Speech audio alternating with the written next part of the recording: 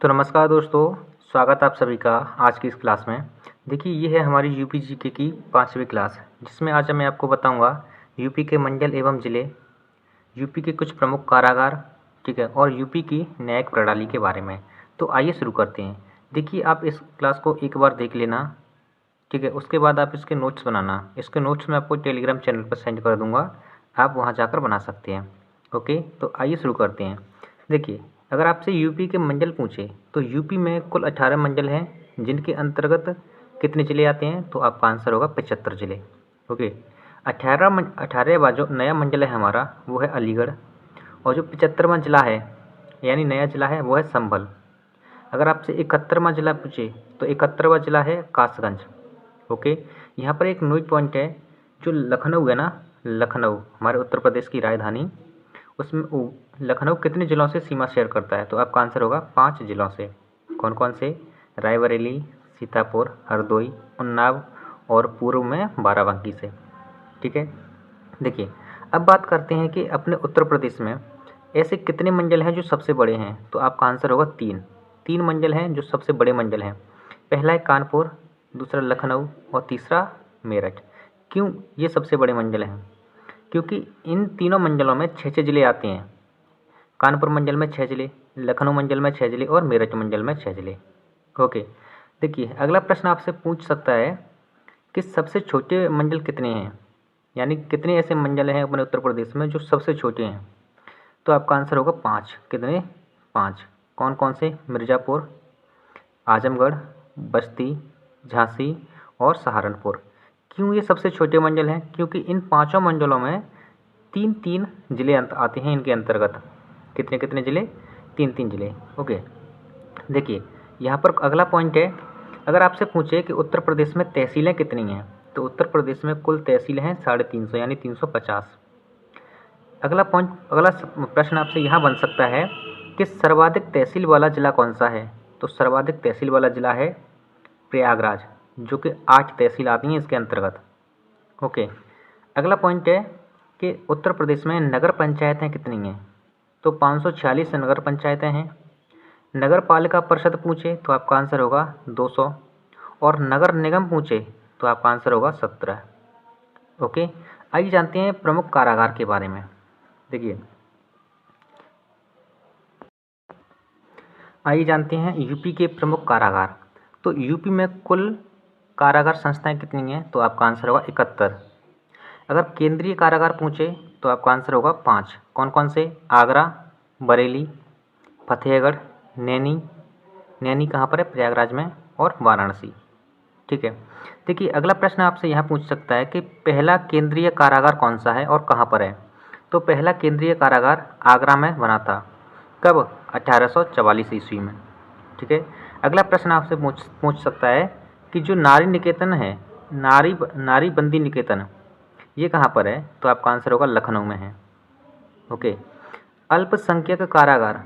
अगला प्रश्न आपसे पूछ सकता है कि अल्पवयस्क कारागार कहाँ पर है, कितने कारागार हैं, तो आपका आंसर होगा 1 कारागार है। अल्पवयस्क कारागार कितने हैं? 1। और कहाँ पर है? बरेली में। ठीक है।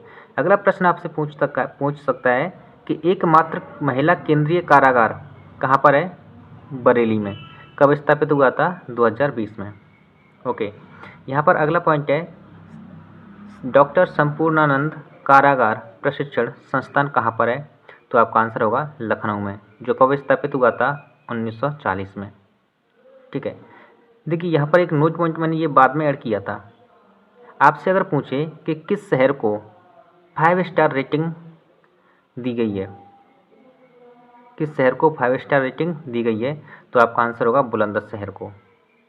ओके, आइए अब जानते हैं हम यूपी की न्यायिक प्रक्रिया के बारे में, न्यायिक प्रणाली के बारे में। देखिए, अब बात करें यूपी की न्यायिक प्रणाली के बारे में, तो सबसे पहले हम यूपी के उच्च न्यायालय को जानेंगे। उच्च न्यायालय की स्थापना हुई थी 1866 में। उच्च न्यायालय कहाँ पर है? इलाहाबाद में। इसकी खंडपीठ कहाँ पर है, तो आपका आंसर होगा लखनऊ। इलाहाबाद का वर्तमान नाम प्रयागराज है, और इलाहाबाद उच्च न्यायालय भारत का सबसे बड़ा उच्च न्यायालय है। ओके, अगला पॉइंट है कि उच्च न्यायालय की स्थापना कब हुई थी, तो आपका आंसर होगा 17 मार्च 1866 को। ठीक है, देखिए जो उच्च न्यायालय है ना अपना, उच्च न्यायालय में यानी हाई कोर्ट में न्यायाधीशों की स्वीकृत संख्या कितनी है? तो आपका आंसर होगा 160। ठीक, अगला पॉइंट यहाँ से ये बनेगा कि उच्च न्यायालय के न्यायाधीशों की नियुक्ति कौन करता है? तो आपका आंसर होगा राष्ट्रपति जी। लेकिन किन की सलाह पर करते हैं? राज्यपाल की सलाह पर, राज्य के मंत्रिपरिषद की सलाह पर और भारत के मुख्य न्यायाधीश की सलाह पर। ठीक है, यहाँ पर नोट पॉइंट ये है कि जो 1861 में भारतीय उच्च न्यायालय अधिनियम आया था, इसके अंतर्गत भारत में कितने उच्च न्यायालय की स्थापना की गई थी? ठीक है, तो आपका आंसर होगा 3 उच्च न्यायालयों की स्थापना की गई थी। कब? 1862 में। कौन कौन से? पहला था कलकत्ता, सेकंड मद्रास और तीसरा बॉम्बे। ठीक है, देखिए अब हम जानते हैं कुछ महत्वपूर्ण पॉइंट जहाँ से प्रश्न पूछने की संभावना ज़्यादा रहेगी। देखिए इलाहाबाद हाई कोर्ट के अगर प्रथम मुख्य न्यायाधीश पूछे, प्रथम मुख्य न्यायाधीश कब के? जब इलाहाबाद हाई कोर्ट की स्थापना हुई थी। ठीक है, तो आपका आंसर होगा न्यायमूर्ति श्री वाल्टन मोर्गन। कब से कब तक रहे थे ये? 1866 से 1871 तक। ठीक है, अगर आपसे पूछिए कि स्वतंत्रता के बाद इलाहाबाद हाई कोर्ट के प्रथम मुख्य न्यायाधीश कौन बने, तो आपका आंसर होगा न्यायमूर्ति श्री कमलकांत वर्मा। कौन? कमलकांत वर्मा, जो कि 1946 से 1947 तक रहे थे। लेकिन अगर आपसे पूछे कि वर्तमान न्यायाधीश कौन है, तो आपका आंसर होगा प्रतिंकर दिवाकर। कौन? प्रतिंकर दिवाकर। आइए जानते हैं कि न्यायाधीश का कार्यकाल क्या होता है।